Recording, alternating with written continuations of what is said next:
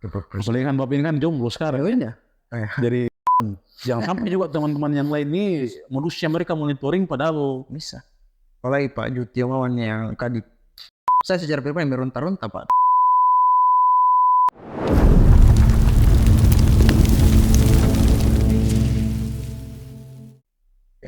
ya.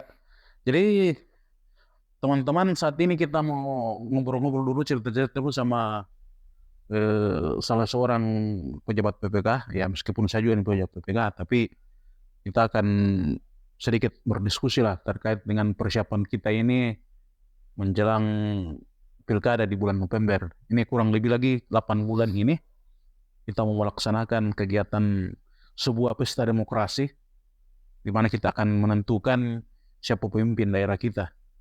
Dan saat ini ya saya bersama-sama dengan rekan saya, Raul Taruto. Dia ini merupakan anggota PPK yang membidangi divisi data dan perencanaan. Ini kan perlu juga teman-teman masyarakat tahu apa agenda kita hari ini. Kalau kita melihat tahapan yang ada, ya ini sekarang kita di tahapan apa namanya? Tahapan apa namanya itu? Pencuplikan. Ya pencuplitan. Kemarin kan kita sudah bentuk yang namanya Pantarli. Mungkin bisa disampaikan dulu ini selaku divisi data ini apa itu Pantarli kepada teman-teman. Ya. Pantarli itu adalah petugas pemutahiran data pemilih. Dia bertugas setelah turun DP4 dari Dukcapil.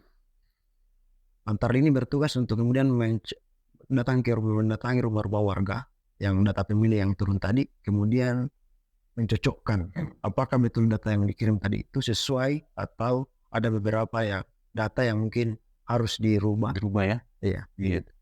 Jadi ya kemarin kan kita juga sudah melakukan pelantikan Pantarli. Ya. Ini kan sekarang ada perubahannya di Kecamatan Tabulan itu kayaknya berkurang TPS dibanding pemilu kemarin. Ya. Di pemilu kemarin itu kita berkisar 46 kok. Iya. Sekitar 46, bukan sekitar, memang 46 TPS.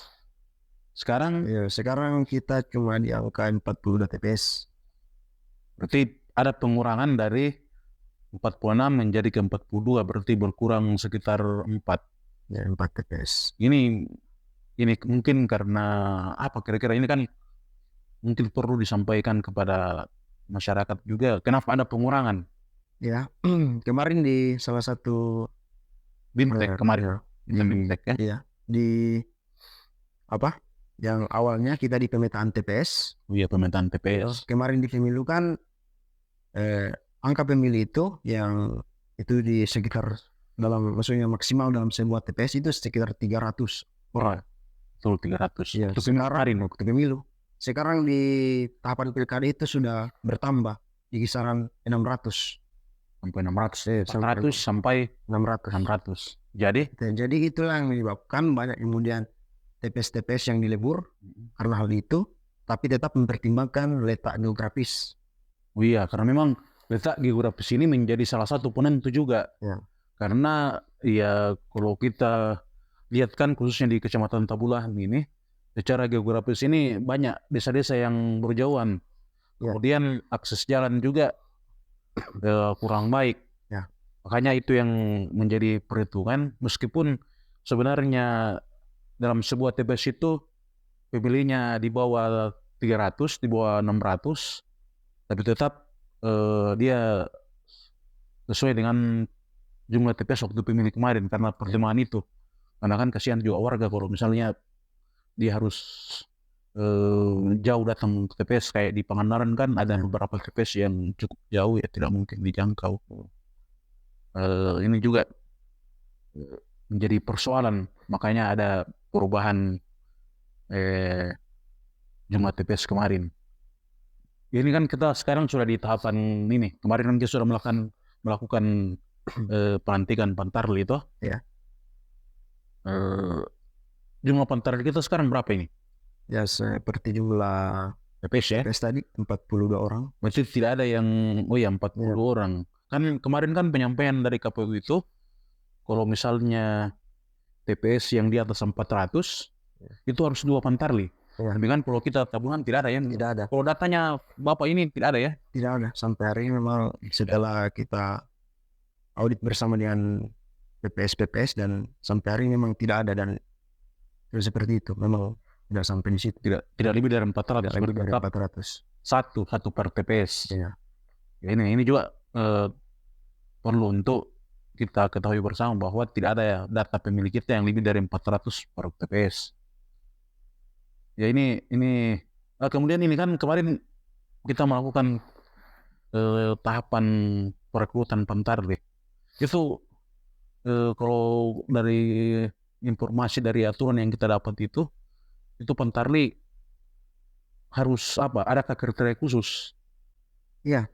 Ya, kriteria khusus dari Pantarli ya tentunya harus menguasai, karena hari ini kita mungkin dulunya hanya menggunakan model daftar pemilih, dan seperti tidak jauh berbeda dengan pemilu, kita menggunakan aplikasi. Di salah satu syarat itu ada harus mahir dalam menggunakan aplikasi mobile. Oh iya betul, karena kan kayak kemarin itu di pemilu kita Pantarli itu mendata, dia menggunakan aplikasi yang berbasis Android. Artinya Pantarli itu saya bukan wajib sebenarnya, artinya minimal dia tahu menggunakan IT. Ya makanya minimal lah Pantarli itu harus paham sedikit. Itu salah satu persyaratan. Kemudian kalau saya tidak salah satu kriteria juga itu yang sampai Pantarli ini dia masuk dalam keanggotaan partai politik. Iya, sipol. Itu hal yang memang wajib untuk kita sampaikan kemarin sama teman-teman PPS. Awalnya kalau melakukan perekrutan project memang nicknya di sipol. Ya, sampai ada yang terdaftar.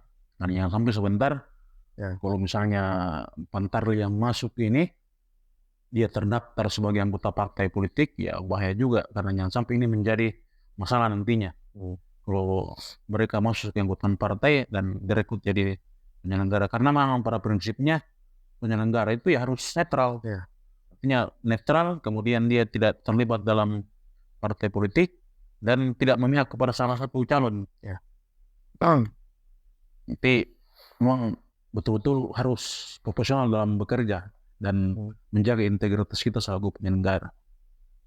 Ya tadi juga kan sudah kita sudah melaksanakan pelantikan Pantarli ya. Sudah dengan tahapan kemarin. Ini jadwalnya hari ini pelantikan. Ini ya kira-kira ini kan Bapak kan ini selaku divisi data sekarang yang menangani semua persoalan data di Kecamatan Tabulan. Apa agenda kita nih ke depan? Ini yang menyangkut data ini. Agenda kita ke depan ya seperti yang saya sampaikan waktu pelantikan kemarin. Ya diusahakan memang harus ada progres yang dilaporkan oleh baik itu Pantarli dan oleh dilakukan juga oleh PPS yang memiliki divisi data setiap satu minggu sekali. Progres yang dilaporkan kepada PPK dan kita PPK teruskan ke KPU Kabupaten Kota. Iya. Jadi memang itu perlu supaya kita tahu bahwa sudah sejauh ini pekerjaan Pantarli di lapangan. Artinya istilahnya kita punya target lah. Iya, ada kita punya target, karena yang kita antisipasi ini jangan sampai ini kan masa kerja Pantarli 1 bulan, ya 1 bulan, dan itu tidak, artinya kalau kita melihat waktu ini sebenarnya cukup singkat, apalagi dengan banyaknya persoalan sekarang di masyarakat. Jadi ada yang baru pindah sini, ada yang ada masyarakat yang baru saja meninggal dan sebagainya, itu membutuhkan waktu yang cukup lama. Jadi kalau tidak lengkap datanya Pantarli itu di lapangan, kemudian datanya tidak lengkap, itu kan menjadi masalah. Saya bukan masalah, tapi membutuhkan waktu yang lama untuk proses itu, melakukan perbaikan. Makanya bagi saya ya ini agak singkat ya, makanya betul-betul harus dimanfaatkan oleh Pantarli untuk bisa menyelesaikan ini tahapan pekerjaannya bulan. Kerja ekstra. Makanya perlu untuk ada semacam apa tadi yang kita bilang target. Iya. Dan selain target itu ya tentu yang paling dibutuhkan saya sudah sampaikan sama teman-teman Pantarli ya itu kerja komunikasi yang masif masing-masing Pantarli di desa itu atau di kelurahan. Kemudian monitoring yang harus juga digalakkan oleh baik itu PPS dan kita juga PPK. Jadi kan tadi di awal tadi Bapak katakan bahwa ini Pantarli dia melakukan pencocokan Ya. pencuplitan ya. Ya, ini juga mesti kita teman-teman tahu, masyarakat tahu itu Pantarli ketika melakukan pencoplitan dia seperti apa. Ya. Kan mesti dia yang kita tahu selama ini kan Pantarli itu ke rumah warga Ya. kan melakukan pencuplitan. Ya. Nah, apa yang dia bikin di sana ini juga kita sampaikan para masyarakat. Yaitu seperti yang dikatakan tadi, ya dia mendatangi langsung rumah warga. Kemudian dia mencocokkan dengan data yang dibawanya, daftar pemilih model A. Ya kan, Ya. ada daftar pemilih yang dibawa toh. Ya. Kemudian ya dia meminta data, misalnya seperti KTP, KK atau identitas kependudukan digital, atau misalnya bagi yang meninggal, ya diminta surat keterangan dan kematian dan akta yang biasa dikeluarkan oleh Dukcapil. Ya kan ini juga perlu supaya masyarakat tahu bahwa ini yang data yang mereka siapkan. Ya. Tadi kan KTP, KK, ya. Ya. Berarti kalau misalnya Pantarli turun, masyarakat harus sudah siapkan itu. Iya. KTP dan KK. Supaya bisa menjadi acuan Pantarli dalam hal pencucian data. Betul. Jadi kalau misalnya ada perbedaan, otomatis harus diperbaiki. Dan itu yang saya katakan tadi, karena kenapa kemudian kita betul-betul harus betul-betul data yang betul-betul kita kedepankan, karena prinsip kita itu prinsip jujur. Ya, berarti harus ada bukti otentik yang bisa diperlihatkan oleh masyarakat, warga yang kita datangi, Pantarli datangi, bahwa betul data yang ada di daftar pemilih yang Pantarli bawa itu sudah sesuai dengan orangnya. Ya. Ini juga kalau misalnya ada warga kita yang dia pindah domisili, kemudian atau yang meninggal, itu bagaimana aturannya juga? Ya, seperti yang saya katakan tadi, yang meninggal itu ya tentunya harus ada suket kematian dan atau akta. Itu siapa yang terbit apa dibuat di desa atau bisa dari desa, dan akta itu kan dari Dukcapil. Ya. Kemudian yang pindah memilih, artinya mungkin dia terdaftar terpemilih yang Pantarli di bawah, tapi orangnya sudah pindah. Bagaimana prosedurnya? Ya, tetap kita harus, karena di aplikasi Pantarli ini mobile itu ya ada fitur foto, fitur mengambil gambar. Ya tentunya kita harus usahakan kita cari kartu identitasnya, KTP-nya yang sudah pindah atau yang sudah tidak di sini lagi, misalnya di daerah itu lagi. Begitupun kalau ada warga yang baru masuk. Iya, begitu kalau ada warga yang masuk ya seperti itu. Para prinsipnya Pantarli melakukan ini pencoplitan, pendataan, ya harus betul-betul data yang benar. Jadi pasti ada data yang otentik yang harus dipastikan bahwa yang bersangkutan ini adalah warga tempat. Iya. Memang persoalan data ini ya persoalan sangat rawan. Iya. Jangan sampai Pantarli salah dalam melakukan pendataan, itu akan berat, risikonya besar nantinya. Jadi ya ini mesti teman-teman Pantarli juga tahu, baik itu berhati-hati dalam melakukan pendataan. Kemudian ini juga mungkin etika pasti, karena itu banyak pengalaman kemarin itu yang bukan tidak ada di Kabupaten. Ya. Dengan pengalaman kemarin banyak Pantarli itu dikira petugas koperasi. karena dia datang menerobos saya. Iya, menerobos. Ada juga yang tidak pakai Pantarli. Ya. Semuanya. Kita kan ya mesti juga Pantarli tahu ini. Etika dalam Pencoklitan. dan mendatangi rumah warga. Iya betul, dan saya katakan di yang pertama itu ya kita upayakan kita sosialisasikan dulu. Itu biasa dilakukan oleh pihak PPS. Setelah dilakukan sosialisasi, ya tentunya itulah kegunaan dari atribut itu tadi, supaya kita tidak dikira seperti petugas operasi atau preman.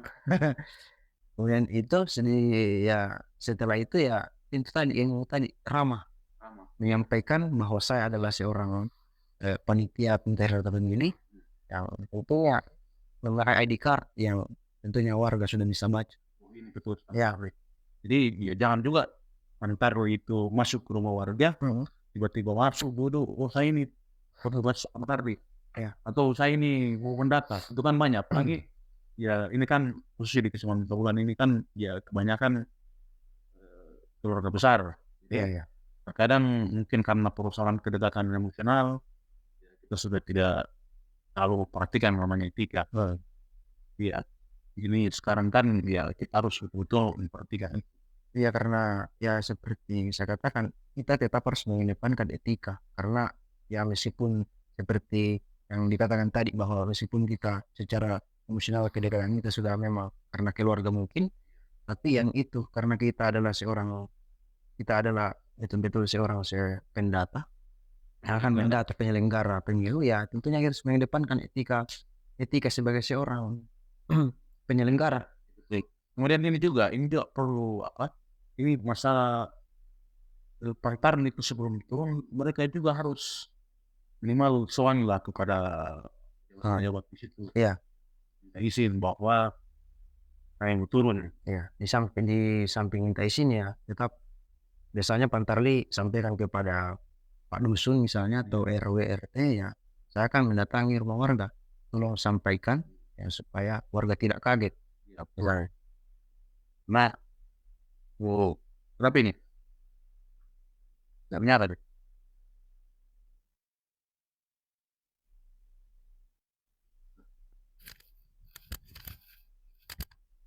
Ya,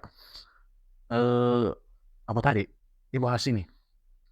Yang iya tuh ya, jadi harus ada semacam suan dulu ke Pak Dusun atau Pak RT lah. Ini juga supaya menjadi bagian dari kalau nak bilang orang di situ kita minta tabe pada pemerintah setempat supaya orang tidak kaget. Ya. Kemudian ini kan 1 bulan ya. 1 bulan. Pantarli kita. Jadi betul-betul Pantarli harus kerja. Kira-kira PPS ini nanti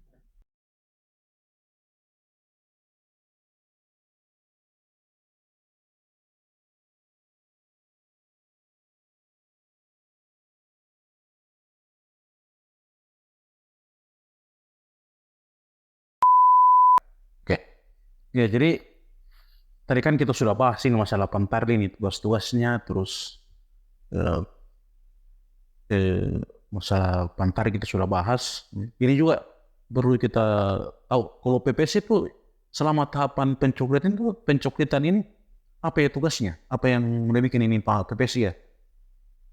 Ya, di samping dia juga langsung turun ke lapangan untuk monitoring, ya ada yang juga dikatakan PPS itu menyiapkan helpdesk, tempat pelaporan Pantarli ketika mengalami kendala, dan juga PPS itu dibekali sebuah aplikasi Coklit Web begitu untuk melakukan monitoring lewat aplikasi. Berarti selain Pantarli yang aplikasi mobile itu, PPS juga dibekali dengan aplikasi web Coklit. Iya. Yang gunanya untuk memantau. Di samping untuk memantau, aplikasi ini juga berguna untuk di awal untuk kemudian mendaftarkan akun Pantarli supaya Pantarli bisa login di aplikasi mobile. Oh begitu ya. Nah, jadi berarti bukan hanya Pantarli yang dibuatkan aplikasi, tapi PPS juga. Ya, memang berarti memang ini memang betul-betul ada kolaborasi antara PPS dan Pantarli. Ya. Termasuk BPK juga. BPK juga dibekali aplikasi sama namanya, aplikasi Coklit Web. Hanya saja fitur-fiturnya di BPK itu agak maksudnya berbeda dengan yang dimiliki oleh PPS. Berarti ada semacam pembatas. Pahamnya. Karena seperti yang dengarkan online waktu kita di BIMTEK di provinsi, itu bagian dari yang minimalisir kebocoran data. Oh betul, iya, karena memang persoalan data ini memang sangat rawan kalau sampai bocor. Apalagi kan sekarang ada yang namanya undang-undang perlindungan data. Jangan sampai banyak karena persoalan data kita bocorkan, ini menjadi berisiko secara hukum buat penyelenggara. Jadi betul-betul harus kita jaga kerahasiaan datanya warga. Ya, karena ketika misalnya seperti tadi, yang paling kita jaga adalah kebocoran data, apalagi hari ini yang bisa saja orang-orang yang tidak bertanggung jawab, oknum yang tidak bertanggung jawab, ya bisa memanfaatkan data Pemina itu untuk hal-hal yang iya, kayak pinjol, dan banyak lah yang bisa disalahgunakan. Jadi memang teman-teman, tahapan sekarang ini, tahapan pencoklitan itu memang kita butuhkan kerja keras antara PPK, PPS, dan Pantarli. Jadi kalau perlu itu kolaborasi. Dalam artian PPS juga harus sering pantau ini Pantarlinya. Begitu PPK. Termasuk kita PPK kan kita 5 orang itu yang bertugas di PPK, ya. Tapi kebetulan hanya kami yang berdua yang datang di sini. Yang teman-teman lain mungkin lagi monitoring juga. Ya, monitoring. Ya, monitoring. Apalagi saat ini, ya sekarang ini Pantarli ini banyak yang wajah-wajah baru. Ya, betul. Kemarin kan waktu pemilu kemarin, ya itu kan ada beberapa Pantarli yang berubah, tidak sama dengan kemarin pemilu. Sekarang banyak yang berubah. Termasuk banyak yang wajah-wajah baru ya. Ya, banyak yang kecantol ya. Oh, atau bagaimana? Ya sih, mungkin sudah, tapi tetap di sisi lain kita tetap harus profesional. Oh begitu. Hati ini sudah bergejolak, lalu ya kita harus menjaga keprofesionalan. Soalnya kan Bapak ini kan jomblo sekarang. Jadi jangan sampai juga teman-teman yang lain ini modusnya mereka monitoring padahal bisa. Apalagi Pak Jutiomawan yang kadip divisi hukum dan pengawasan itu, jangan sampai tidak mengawasi betul. Ya, padahal kan dia yang paling sampai sekarang belum ada pasangan hidupnya itu, jadi betul. Wah, ya. Jadi ya artinya tetap kita menjaga profesional yang meskipun sebagian teman-teman masih jomblo. Saya kan saya secara pribadi meronta-ronta Pak, tapi yang namanya kita adalah penyelenggara yang baik, ya harus tetap menjaga profesionalitas. Begitu. Iya, meskipun sudah, tapi saya tetap tujuan utama adalah penyelenggara yang sukses dan berguna bagi nusa dan bangsa. Oke, mantap itu Pak. Ya, jadi betul-betul kita menjaga profesionalis kita dalam bekerja, integritas kita selaku penyelenggara. Ya mungkin demikian diskusi kita sedikit ini. Nanti kita akan sambung lagi di lain waktu. Intinya bahwa kita berupaya supaya pelaksanaan tahapan pencoklitan ini khususnya di Kecamatan Tabulan ini betul-betul bisa terlaksana yang baik dan menghasilkan DPT yang sesuai dengan data yang ada di lapangan. Betul-betul real, tidak dibuat-buat atau dapat menjadi temuan nanti, itu yang kita takut. Oke teman-teman, sekira demikian sedikit diskusi kami, meskipun mungkin agak pendek, tapi ya mudah-mudahan bisa bermanfaat buat teman-teman, buat masyarakat sejauh ini, khususnya dalam tahapan pencoklitan ini. Mudah-mudahan tidak ada pemilih yang terlewatkan dicoklit. Ya, jadi sampai jumpa teman-teman, kita ketemu di lain waktu lagi.